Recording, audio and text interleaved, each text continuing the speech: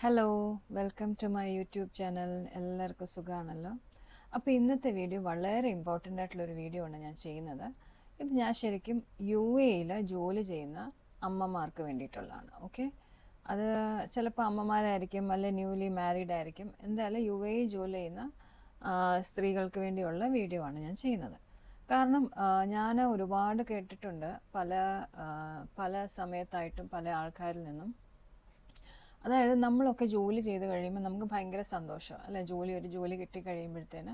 Especially നമുക്ക് UAE നമുക്കറിയാം, nurses ഒരുപാട് നമ്മുടെ നാട്ടിൽ നിന്ന് വരുന്ന ഒരു കൺട്രിയാണ് അല്ലേ. മിഡിൽ ഈസ്റ്റിലോട്ട് ഒരുപാട് നേഴ്സസ് വരുന്നുണ്ട് ജോലിയായിട്ട്. അപ്പം എസ്പെഷ്യലി നമ്മുടെ ഒരു ഒരു വിവാഹ മാർക്കറ്റിൽ തന്നെ നേഴ്സസിന് ഭയങ്കര ഡിമാൻഡാണ്. കാരണം ഒരു നേഴ്സിനെ കല്യാണം കഴിച്ചാൽ ലൈഫ് രക്ഷപ്പെട്ടു അല്ലേ. അങ്ങനെ ചിന്തിക്കുന്ന ഒരുപാട് ആണുങ്ങളുണ്ട്, അങ്ങനെ ചെയ്യുന്നവരുമുണ്ട്. അപ്പം ശരിക്കും പറഞ്ഞാൽ എന്താണ് അവർ ഉദ്ദേശിക്കുന്നത്? നമ്മളിപ്പം കല്യാണം ഒരു സ്ത്രീയെ നമ്മൾ കല്യാണം കഴിക്കുമ്പോൾ അവർക്ക് ജോലി ഉണ്ടെങ്കിൽ അത് നമുക്കൊരു ലോട്ടറി അടിക്കുന്ന പോലെ. ചിലർക്ക് അത് വലിയ താല്പര്യമില്ല, കാരണം സ്ത്രീകളുടെ വരുമാനത്തിൽ ജീവിക്കേണ്ടത് ചിന്തിക്കുന്നവരുമുണ്ട്. അതേസമയം വേറൊരു കാറ്റഗറി എന്ന് പറഞ്ഞു കഴിഞ്ഞാൽ ഇപ്പം നല്ലതായിട്ട് ഏൺ ചെയ്യുന്നവർ, ഇപ്പം നാട്ടിലാണെങ്കിലും ഗവൺമെൻറ് ജോലിയുള്ളവർ, ഇവിടെ ആണെങ്കിലും നല്ല ബെനിഫിറ്റ്സ് ഒക്കെ കിട്ടുന്ന ജോലി ചെയ്യുന്ന അവരുടെ ഹസ്ബൻഡ് ആകുക എന്ന് പറഞ്ഞാൽ അതൊരു പ്രിവിലേജ് തന്നെ. കാരണം അവർക്ക് കിട്ടുന്ന ബെനിഫിറ്റ് ഇവർക്കും കൂടെ എൻജോയ് ചെയ്യാമല്ലോ. അപ്പം ഞാൻ ഉദ്ദേശിക്കുന്നത് പറഞ്ഞു കഴിഞ്ഞാൽ ഓക്കെ, അത് അവരോട് ഇഷ്ടം. പക്ഷേ നമ്മൾ സ്ത്രീകൾ എപ്പോഴും നല്ല ബുദ്ധിയോട് വേണം ജീവിക്കാനായിട്ട്. കാരണം നമ്മൾ ജോലി ചെയ്യുന്നത് എന്തിനാ? നമുക്കും ഒരു ഫീലിംഗ് ഉണ്ട്, ജോലി ചെയ്ത് ഫാമിലിക്ക് പലതും ചെയ്തു കൊടുക്കുമ്പോൾ നമുക്കൊരു റെക്കഗ്നീഷൻ കിട്ടും. ഓവർ ദ ഇയേഴ്സ് നമ്മുടെ തിങ്കിങ് അങ്ങനെ ആകും.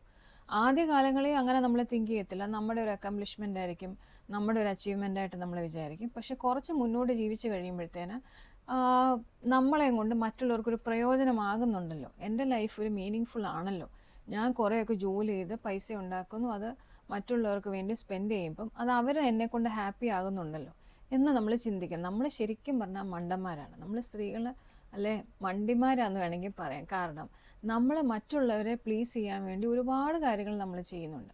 ശരിക്കും പറഞ്ഞാൽ അതെന്തിനാണെന്ന് എനിക്കിപ്പോഴും മനസ്സിലാവുന്നില്ല. ഞാനും വളരെ ലേറ്റായിട്ടാണ് അതൊക്കെ റിയലൈസ് ചെയ്തത്. കാരണം നമ്മൾ അങ്ങനെ പ്ലീസ് ചെയ്ത് കഴിയുമ്പം അവർ നമ്മളെ കൂടുതലായിട്ട് യൂസ് ചെയ്യാൻ തുടങ്ങും അല്ലേ. ഇപ്പം ഞാൻ ഫോർ എക്സാമ്പിൾ, നമ്മളിപ്പം ഇവിടെ UAE ജോലി ചെയ്യുന്നൊരു നേഴ്സ് ഒരു എക്സാമ്പിൾ എടുത്തു കഴിഞ്ഞാൽ, അവർ കുറച്ച് നാൾ ജോലി ചെയ്ത് കഴിയുമ്പോൾ അവർക്കൊരാവശ്യം വന്നു, ഒരു നാട്ടിലൊരു വീട് വേണം, അല്ലെ ഒരു സ്ഥലം വേണം, അല്ലെ ഇവിടെ ഒരു കാറ് വേണം. ഓക്കെ, അപ്പോൾ അതിനുവേണ്ടി നമ്മൾ എന്ത് ചെയ്യും? ഇപ്പം മിക്കവാറും നമ്മൾ നോക്കുമ്പോൾ ഇപ്പം അത്യാവശ്യം നല്ല സാലറി കാണുമല്ലോ. അപ്പോൾ ആ ഒരു സാലറിയിൽ നമുക്ക് ഇത്ര രൂപ ലോൺ എടുക്കാൻ പറ്റും. നമ്മൾ ഉടനെ പറയും എൻ്റെ ലോൺ വേണം എടുക്കാം. ഓക്കെ, അല്ലെ നമ്മളോട് ആവശ്യപ്പെടുവാണെങ്കിൽ നമുക്കതിന് കുഴപ്പമൊന്നുമില്ല, നമ്മളത് എടുക്കാൻ റെഡിയാവും. പക്ഷെ എന്താ പറ്റുന്നതെന്ന് പറഞ്ഞു കഴിഞ്ഞാൽ, കുറച്ച് നാൾ ഇപ്പം നമ്മൾ ലോൺ എടുക്കുമ്പോൾ ഒരു 4 ഇയേഴ്സ് 5 ഇയേഴ്സ് ഒക്കെ ആയിരിക്കും എടുക്കും, അത്ര നാളത്തേക്കായിരിക്കും എടുക്കുന്നത്. അങ്ങനെ എടുത്ത് കഴിയുമ്പോഴത്തേന് ഈ കാലത്തിനുള്ളിൽ നമ്മുടെ ജോലിക്കോ നമുക്കോ എന്തെങ്കിലും ഒരു ബുദ്ധിമുട്ട് വന്നാൽ ആരായിരിക്കും അതിൻ്റെ റെസ്പോൺസിബിലിറ്റി എടുക്കുന്നത്?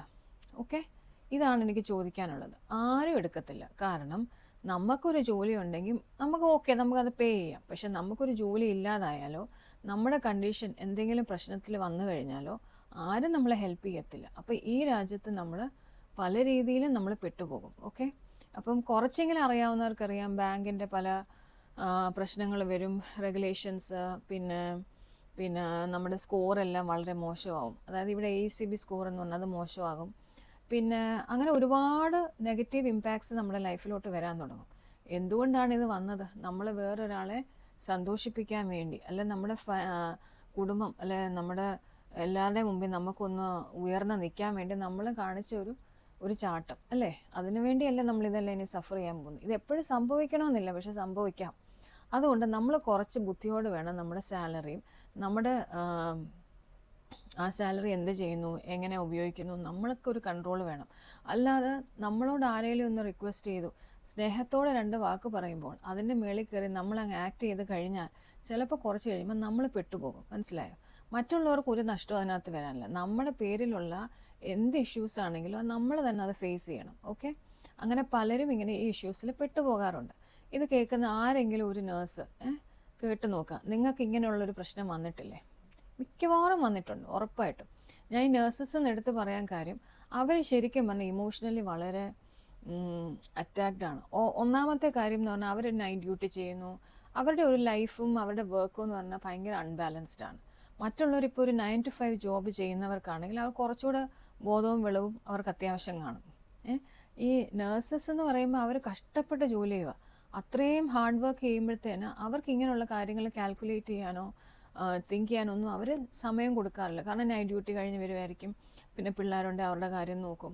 അപ്പോൾ അതൊരു വേറൊരു വൾണറബിൾ സിറ്റുവേഷനാണ് അവർ പൊയ്ക്കൊണ്ടിരിക്കുന്നത്. അപ്പം ഞാൻ പറയുന്നത്, ഏത് രീതി ജോലി ചെയ്യുന്നവരായാലും, രാവിലെ ജോലി ചെയ്യുന്നവർ, പകൽ ജോലി ചെയ്താലും, നൈറ്റ് ഡ്യൂട്ടി ചെയ്യുന്നവരാണെങ്കിലും, നമ്മൾ സ്ത്രീകൾ ബുദ്ധിയോടെ ജീവിക്കണം. ഒരിക്കലും വേറൊരാൾക്ക് വേണ്ടി അല്ലെങ്കിൽ നമ്മുടെ ഫാമിലിക്ക് വേണ്ടി നമ്മളൊരു ഇതെടുത്ത് കൊടുത്തിട്ട് നമുക്ക് ഒരു പ്രശ്നത്തിൽ പെട്ട് കഴിഞ്ഞാൽ നിങ്ങൾക്ക് വല്ല ഉറപ്പുണ്ടോ നിങ്ങളെ ആരെങ്കിലും സപ്പോർട്ട് ചെയ്യുമെന്ന്?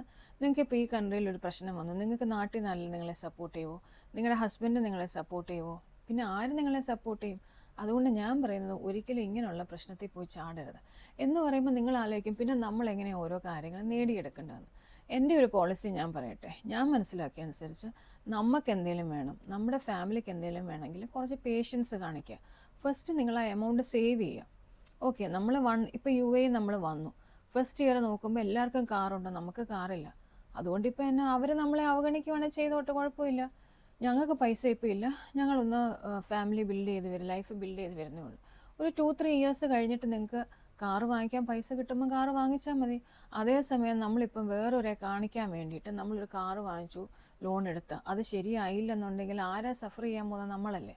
അത് UAE എന്നുള്ളതല്ല, ഏത് രാജ്യത്താണെങ്കിലും നമുക്കാകുന്നത് ചെയ്താൽ മതി. നമ്മൾ ആരെയും കാണിക്കാൻ വേണ്ടി ഒന്നും ചെയ്യേണ്ട കാര്യമില്ല. ഞാൻ പറയുന്നത്, ഒരു മിഡിൽ ക്ലാസ് ആവറേജ് ഒരു മലയാളി ഫാമിലിയുടെ കാര്യം, ഹൈ ഇൻകം ഉള്ള, ഹൈ എന്താ പറയുക, ഒരു ബുദ്ധിമുട്ടൊന്നും ഇല്ലാതെ ലക്ഷറിയിൽ ജീവിക്കുന്നവരുടെ കാര്യമൊന്നുമല്ല ഞാൻ പറയുന്നത്. ബിസിനസ് അല്ലെ വളരെ എസ്റ്റാബ്ലിഷ്ഡ് ആയിട്ടുള്ള ബിസിനസ്, അല്ലെങ്കിൽ വർഷങ്ങളായിട്ട് നല്ല ഇൻകം ഏൺ ചെയ്യുക, അതൊന്നുമല്ല ഞാൻ പറഞ്ഞത്. ഞാൻ പറഞ്ഞ ലൈഫ് ബിഗിനിങ് ആയിരിക്കുന്നവരോ, അല്ലെങ്കിൽ ഒരുപാട് റെസ്പോൺസിബിലിറ്റീസ്, നമുക്കൊരു സാലറി കിട്ടിക്കഴിഞ്ഞാൽ ഒരുപാട് റെസ്പോൺസിബിലിറ്റീസ് ചെയ്ത് കൊടുക്കാനുള്ളവരാണെങ്കിൽ, അതായത് നമുക്ക് നമ്മുടെ സാലറി തികയുന്നില്ല, അങ്ങനെ ആ രീതിയിലൊക്കെ മാനേജ് ചെയ്ത് കഷ്ടിച്ച് ജീവിച്ചു പോകുന്നവരുടെ കാര്യം ഞാൻ പറയുന്നത്.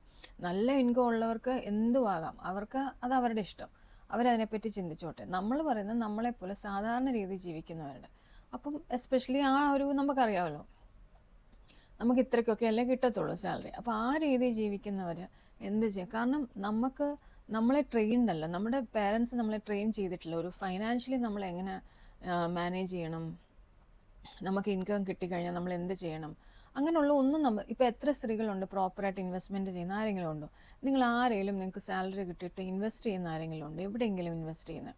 കുഞ്ഞു ഇൻവെസ്റ്റ്മെൻ്റ് എന്നുള്ളതല്ല ഞാൻ പറഞ്ഞു, അത്യാവശ്യം റിട്ടേൺസ് കിട്ടുന്ന ഇൻവെസ്റ്റ്മെൻ്റ് അല്ല ഞാൻ പറഞ്ഞു. ഓക്കെ, പോസ്റ്റ് ഓഫീസിൽ ഇൻവെസ്റ്റ് ചെയ്തു, അതൊന്നുമല്ല ഞാൻ പറയുന്നത്. നല്ലൊരു ഇൻവെസ്റ്റ്മെൻറ്റിലേക്ക് നമ്മൾ പൈസ നമ്മൾ കൊടുക്കുന്നുണ്ടോ? കാരണം നമ്മളെ ഒട്ട് ചെയ്യാൻ സമ്മതിക്കത്തുമില്ല, നമുക്കതിൻ്റെ ആവശ്യമില്ല. നമ്മളിപ്പോൾ നമ്മുടെ ഒരു ചിന്തയെന്ന് പറഞ്ഞു കഴിഞ്ഞാൽ, ഞാൻ പറയട്ടെ, നമ്മുടെ ഒരു ചിന്തയെന്ന് പറഞ്ഞാൽ നമുക്കുള്ളതെല്ലാം നിങ്ങൾക്കാണ്, മനസ്സിലായില്ലേ?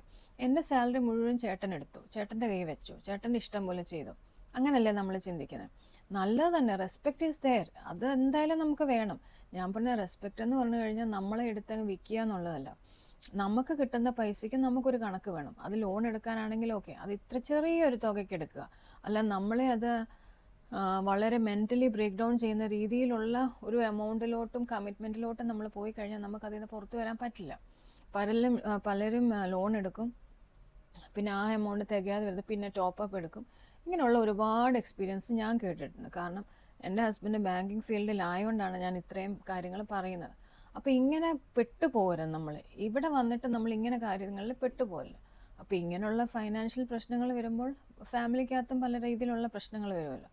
അപ്പം ഞാൻ പറഞ്ഞ് നിങ്ങൾക്ക് മനസ്സിലായെന്ന് വിചാരിക്കുന്നു. ഇതിനെപ്പറ്റി കൂടുതൽ എനിക്കൊന്ന് ഇപ്പോൾ ഓൾറെഡി തന്നെ 10 മിനിറ്റായി. അപ്പം ഇങ്ങനെയുള്ള കാര്യങ്ങൾ കുറച്ചുകൂടെ നമ്മൾ അവെയർ ആയിരിക്കണം.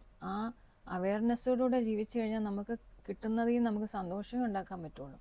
കുറച്ച് പേഷ്യൻസ് കാണിക്കുക, കാര്യങ്ങൾ വാങ്ങിക്കാനാണെങ്കിലും ഒരു ഇൻവെസ്റ്റ്മെൻ്റ് ആണെങ്കിലും ആദ്യത്തെ മന്ത് മുതലേ ഇൻവെസ്റ്റ്മെൻറ്റ് സ്റ്റാർട്ട് ചെയ്യുക.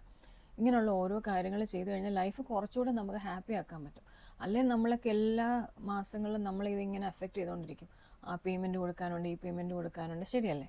അപ്പോൾ അങ്ങനെ വരാതിരിക്കാനായിട്ട് നമുക്ക് അമ്മമാർക്ക്, അല്ലെ സ്ത്രീകൾക്ക്, അല്ലെ നമുക്ക് ഒരു ബോധമില്ലെന്നുണ്ടെങ്കിൽ, നമുക്ക് ആ ബോധമില്ലെങ്കിൽ പിന്നെ ഫാമിലിയുടെ കാര്യം പോക്കാം. അതുകൊണ്ട് അങ്ങനെ നമ്മൾ ഒരിക്കലും ചിന്തിക്കല്ല. വളരെ ബോൾഡായിട്ടും വളരെ സ്ട്രോങ് ആയിട്ട് നിന്നുകൊണ്ട് വേണം നമ്മൾ ആ ജോലിയിൽ മുന്നോട്ട് പോകാൻ.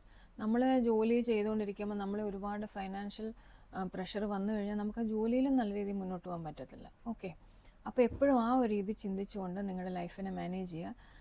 തീർച്ചയായിട്ടും ഇതിൻ്റെ കുറച്ച് കാര്യങ്ങളോട് എനിക്ക് പറയാനുള്ളത്, അത് ഞാൻ അടുത്ത വീഡിയോയിൽ പറയാം. Okay, by.